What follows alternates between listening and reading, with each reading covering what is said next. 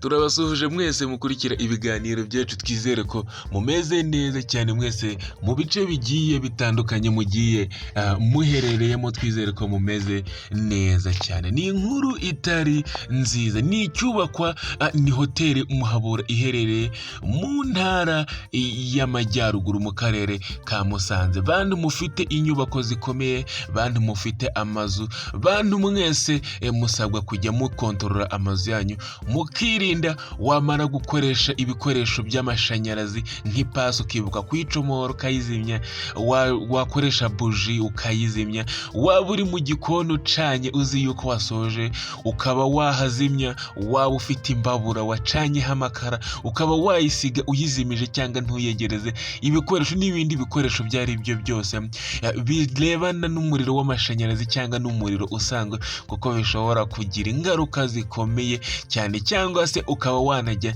muri assurance kugira ngo urebe yuko uba ufite ubwishingizi bw'ibintu byawe.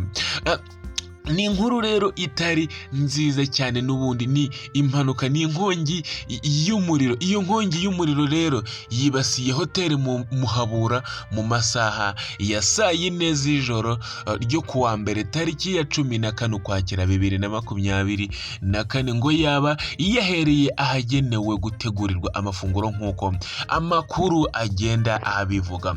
Umuvugizi wa polisi y'u Rwanda mu ntara y'Amajyaruguru CP Jean Bosco mwise neza yemeje iby'iyi nkongi agira ati, nibyo koko hari igice cyafashwe n'inkongi cy'iyo hoteri. Ubutabazi bw'ibanze bujyanye no kuyizimya burimo burakorwa, ibindi birebana nayo turacyabikurikirana.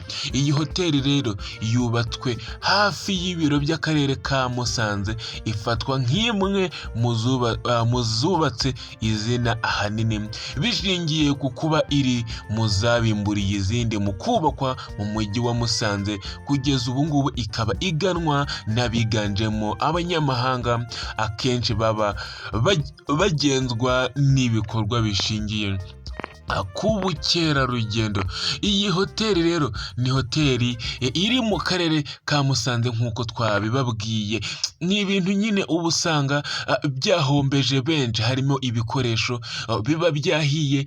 Urumva n'inyubako muri iki gihe inyubako ziba zihenze cyane, ibintu byinshi bifite agaciro biba byahangirikiye. Niyo mpamvu rero tugomba kwirinda, tukirinda ikintu cyose cyaduteza inkongi y'umuriro, ikintu cyose cyateza impanuka, koko inkongi y'umuriro ni ikintu kibi cyane. Icyiza rero nta muntu n'umwe wigeze ahira muri iyo nkongi y'umuriro ku makuru turi kugenda tubona.